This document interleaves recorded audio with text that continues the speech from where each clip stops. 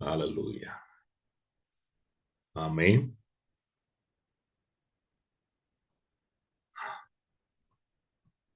Amen. Another pastor? No, Pastor. Amen. Mabasa දෙකම කරනද ලේසි වෙන්නේ පාසලට. Pastor நீங்க தமிழ்ல செய்யுங்க, Pastor ஸ்ரீராம் சிங்களத்துல செய்வாங்க. Okay. Pastor. Right. Amen. Amen. ஆண்டவராகிய இயேசுவின் நாமத்திலே உங்கள் யாவரையும் நான் வாழ்த்தி வரவேற்கின்றேன். விசேஷமாக இந்த தருணத்தை தேவன் நமக்கு தந்திருக்கின்றார்.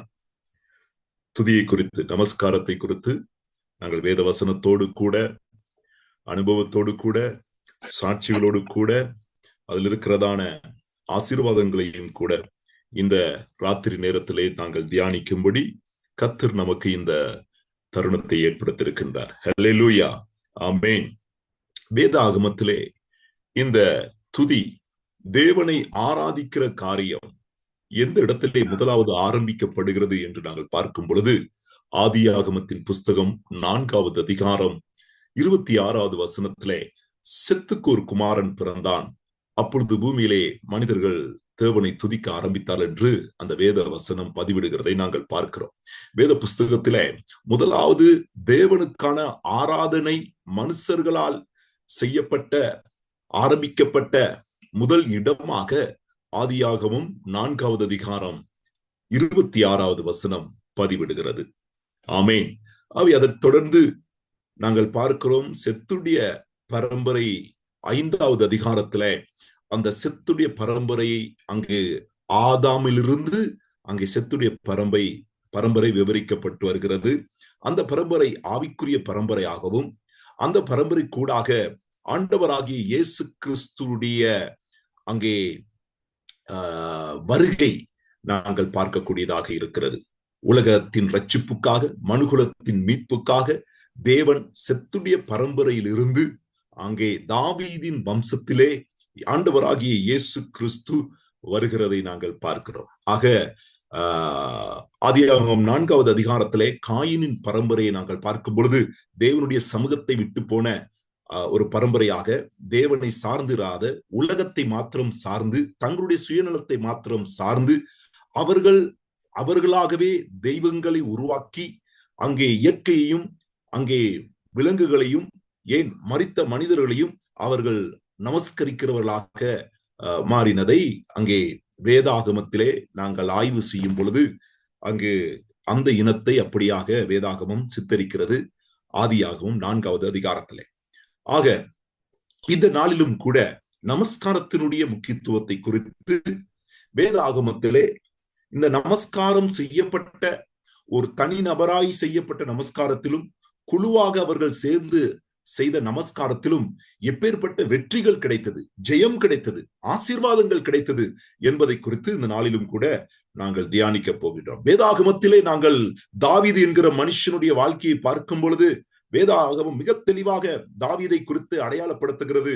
அவன் தேவனுக்கென்று துதி செய்கிற ஒரு மனுஷனாய் காணப்பட்டான். அவருடைய சிறு வயதிலிருந்து அவருடைய முதிர் வயது வரைக்கும் தேவனை இரவு பகலாக ஆராதிக்கிற ஒரு மனிதனாக காணப்பட்டான். அது மாத்திரமல்ல, தான் மாத்திரம் தேவனை ஆராதிக்கிறவனாக இருக்கவில்லை, அவன் மற்றவர்களை தேவனை ஆராதிப்பதற்கு ஊக்குவிக்கிற ஒரு மனுஷனாக காணப்படுகிறான். இருந்த ராஜாக்களிலே மிகுந்த சிறந்த ஒரு ராஜாவாக தாவீது காணப்பட்டார். அதற்கு என்ன ரகசியம் என்னவென்று சொன்னால், அவர் தேவனை எப்பொழுதும் ஆராதிக்கிறவராயிருந்தார். தாவீது சொல்கிறார், நான் எக்காலத்திலும் கர்த்தரை ஸ்தோத்திரிப்பேன், அவர் துதி என் வாயிலே இருக்கும் என்று சொல்லி. அல்லேலூயா. ஊழியக்காரர்களாகிய நம்முடைய வாழ்க்கையிலும் கூட நாம் எக்காலத்திலும் கர்த்தரை துதிக்கிறவர்களாக, அவருடைய துதி நம்முடைய வாயில இருக்கும் பொழுது நம்முடைய ஊழியத்திலே வித்தியாசத்தை காண முடியும், நம்முடைய வாழ்க்கையில ஒரு வித்தியாசத்தை காண முடியும், நம்முடைய குடும்பத்தில் அதற்குரிய வித்தியாசத்தை காண முடியும். நான் ஒரு சாட்சியோடு கூட இந்த நாளிலும் இந்த செய்தியை உங்கள் மத்தியிலே நான் பகிர்ந்து கொள்ள விரும்புகிறேன். இந்த இந்த அல்தார், இந்த குழுவோடு சேர்ந்து நான் இப்பொழுது 2 மாதம் ஆகிவிட்டது நான் உங்களோடு இந்த ஆராதனை குழுவிலே இணைந்து. ஆமென். இந்த 2 மாதத்திலே என்னுடைய ஊழியங்களிலே நிறைய வித்தியாசங்களை நான் காணக்கூடியதா இருக்கிறது. சபையில நிறைய ஒரு மாற்றங்களை காணக்கூடியதா இருக்குது. ஹல்லேலூயா. அதிகப்படியான புதிய ஆத்துமாக்கள் இந்த நாட்களிலே வர ஆரம்பித்திருக்கிறார்கள். எங்களுடைய நமஸ்காரத்தில் ஒரு பெரிய அசைவு ஏற்பட்டிருக்கிறது. அல்லேலூயா. அப்ப நாங்கள் இந்த எங்களுக்கு கிடைத்திருக்கிற இந்த அந்த ஒரு மணித்தியாலத்தை நான் அதற்காக ஆயத்தப்படுவது உண்டு, அதற்காக காத்திருப்பது உண்டு. அதை நான் மிஸ் பண்ணக்கூடாது. ஏனென்றால் இது தேவனுக்கு செய்கிற ஆராதனை, இது ஒரு மனிதனுக்கு செய்கிற ஆராதனை கிடையாது. ஏனென்றால் வேதாகமத்தில் பார்க்கிறோம், ஏசாயாவின் புஸ்தகத்திலே 6வது அதிகாரத்திலே தேவ தூதர்கள் அவர்கள் தேவனை ஆராதிக்கும் பொழுது பயத்தோடும் நடுக்கத்தோடும் அவர்கள் ஆராதிக்கிறதை அங்கு வேதாகமம் பதிவிடுகிறது. அப்படி இருக்கும் பொழுது அவருடைய ஊழியக்காரர்களாகிய நாங்கள் இந்த 24 மணித்தியாலம் நடக்கிற இந்த நமஸ்காரத்துல அந்த பய பக்தியோடும் அதே போல அர்ப்பணிப்போடும் நாம் அதை செய்யும் பொழுது நான் சொல்லுகிறேன், இந்த 2 மாதத்தின் அனுபவத்தை சொல்லுகிறேன், எங்களுடைய சபையில அதுக்குரிய பலனை நான் காண்கிறேன். ஊழியத்திலே பெரிய ஒரு மாற்றம், ஒரு எழுப்புதல். கடந்த நாட்களில் அதிகமான புதிய ஆத்துமாக்கள் வருகிறதை நாங்கள் பார்க்கிறோம். நமஸ்காரத்திலே மக்கள் தொடப்படுகிறதை நாங்கள் பார்க்கிறோம். ஹல்லேலூயா. அது மாத்திரமல்ல, தேவ பிரசன்னத்தை அது கூட நாங்கள் காணக்கூடியதா இருக்கிறது. வேதாகமத்துல அவர்கள் கூடி ஆராதிக்கும் போதெல்லாம் தேவ பிரசன்னம் வந்து இறங்கினதை வேதாகமம் பதிவிடுகிறது. தேவனுடைய மகிமை இறங்கினதை வேதாகமம் பதிவிடுகிறது. அப்படியே போலதான் இன்றைக்கு நாமும் தேவனை சரியாக ஆராதிக்கும் பொழுது, பாடும் பொழுது, நான் உண்மையாக சொல்லுகிறேன், நாம் அர்ப்பணிப்போடு இதை செய்யும் பொழுது தேவ பிரசன்னம் நமக்குள்ளும் நாம் இருக்கிற இடத்திலும், ஏன் நம்முடைய ஊழியத்திலும் வெளிப்படுகிறது. அதை மனிதர்கள் சொல்ல வேண்டும். அல்லேலூயா. ஆமேன். சபைக்கு வருகிறவர்கள் சொல்ல வேண்டும், நம்மை காண்கிறவர்கள் சொல்லுவார்கள், தேவ பிரசன்னம் இந்த இடத்துல இருக்கிறது, தேவ மகிமை இருக்கிறது என்று. ஆகவே இந்த ராத்திரி நேரத்திலும் கூட யாத்திராகமம் 15வது அதிகாரம் 11வது வசனத்தில் இப்படியாய் சொல்லப்படுகிறது, கர்த்தாவே, தேவர்களில் உமக்கு ஒப்பானவர் யார்? பரிசுத்தத்தில் மகத்துவம் உள்ளவரும் துதிகளிலே பயப்படத்தக்கவரும் அற்புதங்களை செய்கிறவரும் ஆகிய உமக்கு ஒப்பானவர் யார்? இந்த குறுகிய நேரமாய் இருக்கிறபடினால் நான் வேத வசனங்களை நான் சீக்கிரமாக சொல்லி வாசிக்கிறேன். நீங்கள் அதை குறிப்பு எடுத்துக் கொள்ளுங்கள். அங்கு நாம் பார்க்கிறோம், யாத்ராம் புஸ்தகத்திலே அங்கே வேதாகமம் பதிவிடுகிறது, அங்கே தேவர்களில் அவருக்கு ஒப்பானவர் யாரும் கிடையாது. அது மாத்திரமல்ல, நம்முடைய தேவனுடைய பரிசுத்தத்துக்கு மகத்துவம் உள்ளவர் அவரே போல யாரும் கிடையாது. அதே போல துதிகளிலே பயப்படத்தக்கவரும் அற்புதங்களை செய்கிறவரும் ஒரே தேவன் நம்முடைய தேவன். அல்லேலூயா. நம்முடைய ஆண்டவராகிய இயேசு கிறிஸ்து. எல்லாரும் சொல்லுவோமா? ஆமேன் என்று சொல்லுவோம். அல்லேலூயா. துதிக்கு பாத்திரர் அவர்தான். ஆமேன். கனத்துக்குரியவர் அவர்தான். அவரை நாங்கள் இந்த பூமியிலே நாங்கள் ஆராதிக்கும் பொழுது இந்த துதிக்கு தகுதியானவர் அவர் ஒருவர் மாத்திரம்தான். அல்லேலூயா. ஆமேன். பாருங்க, 2 சாமுவேலின் புஸ்தகம் 22வது அதிகாரம் 4வது வசனம் சொல்லுகிறது. 2 சாமுவேலின் புஸ்தகம் 22வது அதிகாரம் 4வது வசனம், துதிக்கு பாத்திரராகிய கர்த்தரை நோக்கி கூப்பிடுவேன், அதனால் என் சத்துருக்களுக்கு நீங்களாக்கி ரட்சிக்கப்படுவேன் என்று அந்த இடத்துல பதிவிடுகிறதை நாங்கள் பார்க்கிறோம். ஆமேன். அங்கு 1 நாளாகமம் 16வது அதிகாரம் 25வது வசனத்தை நாங்கள் பார்க்கும் பொழுது, 1 நாளாகமம் 16:25, கர்த்தர் பெரியவரும் மிகவும் துதிக்கப்படத்தக்கவருமாயிருக்கிறார், எல்லா தேவர்களிலும் பயப்படத்தக்கவர் அவரே. ஆமேன். அவர்தான் துதிக்கு பாத்திரராயிருக்கிறார். எல்லா தேவர்களிலும் எல்லாரை பார்க்கிலும் பயப்பட வேண்டியவர் அவர்தான். அவருக்கு தான் நாங்கள் பயப்பட வேண்டும். அவருக்கு பயத்தோடும் நடுக்கத்தோடும் நாங்கள் ஆராதனை செய்ய வேண்டும். அல்லேலூயா. பாருங்க, இந்த துதி, இந்த நமஸ்காரத்தை தாவீதின் நாட்கள் எப்படி இருந்தது என்று வேதாகமம் பதிவிடுகிறது. அல்லேலூயா. 1 நாளாகமத்தின் புஸ்தகம் 23வது அதிகாரம், இந்த அதிகாரத்தை நீங்கள் வாசிக்கும் பொழுது அங்கு முதல் வசனம் இப்படியாய் அங்கே காண்பிக்கும். எப்படி என்றால், அங்கே தாவீது வயது சென்ற காலத்தை குறிப்பிடுகிறது. சாலோமோன் ராஜாவாக ஏற்படுத்தப்பட்டிருந்த காலத்துல தாவீது வயது சென்றவனாய் இருந்தான். ஆனால் தாவீதனுடைய அவனுடைய சிறு வயதிலிருந்து அவனுடைய முதிர் வயதிலும் வரைக்கும் அவருக்கு இருந்த ஒரு பழக்கம் என்னவென்றால் தேவனை துதிப்பது. அல்லேலூயா. ஒன்று தேவனை அவர் துதித்தார், இன்னொன்று தேவனை துதிப்பதற்கு பாடல் குழுவை 24 மணித்தியாலமும் அவர் ஏற்படுத்தி இருந்தார் என்று சொல்லி சரித்திரம் சொல்லுகிறது. அல்லேலூயா.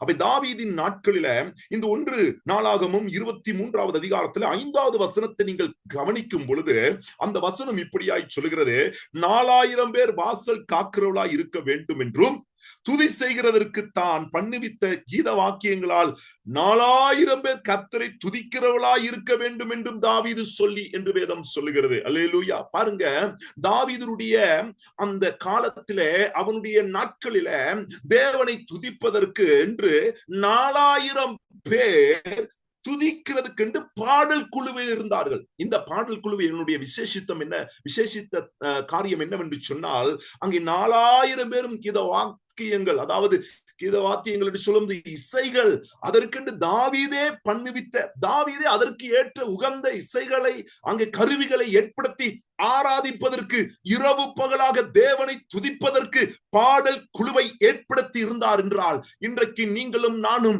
அப்படிப்பட்ட தேவனுடைய ஊழியக்காரர்களாய் இருக்கிறோம். அவருடைய நாமத்தை இந்த உலகத்துக்கு அறிவிக்கிறவர்களாய் இருக்கிறோம். நம்முடைய ஊழியத்திலும் இந்த நமஸ்காரம் என்பது, இந்த துதி என்பது ஒரு சேனையாய், ஒரு குழுவாய் இணைந்து ஒருமனப்பட்டு கர்த்தரை ஆராதிப்பது என்பது மிகவும் முக்கியமானது. தாவீதுடைய ஒவ்வொரு வெற்றிக்கு பின்னால் இருந்த ரகசியம் என்னவென்று சொன்னால், தாவீது தேவனை ஆராதிக்கிற காரியத்துக்கு மிக மிக மிக முக்கியத்துவத்தை கொடுத்தார். அல்லேலூயா. சாதாரண முக்கியத்துவம் அல்ல, மிக பெஸ்டான முக்கியத்துவத்தை கொடுத்தார். உலகத்திலே வேற எதற்கும் இல்லாத முக்கியத்துவத்தை தேவனை துதிப்பதற்கு, அதாவது தேவனுக்கென்று தனித்துவமான ஒரு இடத்தை தாவீது கொடுக்கிறவராய் இருந்தார். அல்லேலூயா. நம்முடைய ஊழியத்தில் நாம் தேவனுக்கு தனித்துவமான இடத்தை நாம் கொடுக்கும் பட்சத்தில் தான் நம்முடைய ஊழியம் வளரும். ஏன் நாம் வளருவோம், ஏன் நம்முடைய சபை வளரும். ஹல்லேலூயா. ஆமென் சொல்லுவோமா? எல்லாரும் அமைதியா இருக்கிற பார்த்தா நான் தனியா பேசுறேனோ தெரியல. எல்லாரும் முடிஞ்ச ஒரு ஆமென் சொல்லுங்க பார்க்கலாம். ஹல்லேலூயா. ஆமென். ஹல்லேலூயா. ஆமென் ஆமென் ஆமென். ஹல்லேலூயா. Thank you. ஆமென். நாங்கள் இன்னும் வேத வசனங்களை நாங்கள் பார்க்கலாம். பாஸ்டர், எனக்கு எவ்வளவு நேரம் இருக்கு தெரியல.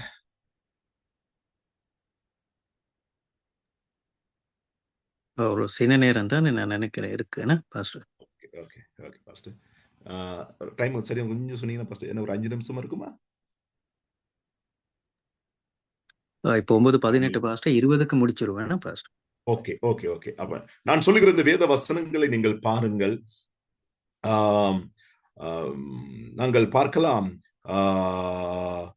1 நாளாகமம் 23:5 நாங்கள் பார்த்தோம். அதே போன்று ஒரு 2 நாளாகமம் 5வது அதிகாரம் 13வது அதிகாரத்தை நாங்கள் பார்க்கும் பொழுது, அவர்கள் ஒருமனப்பட்டு தேவனை அவர்கள் துதித்து பாடும் பொழுது, கீத வாக்கியங்களை அவர்கள் இது பண்ணும் பொழுது தேவ மகிமை அந்த வீட்டை நிரப்பியதை அந்த வேதாகமும் பதிவிடுகிறதை 2 நாளாகவும் 5வது அதிகாரத்திலே 13வது வசனத்திலே நாங்கள் பார்க்கிறோம்.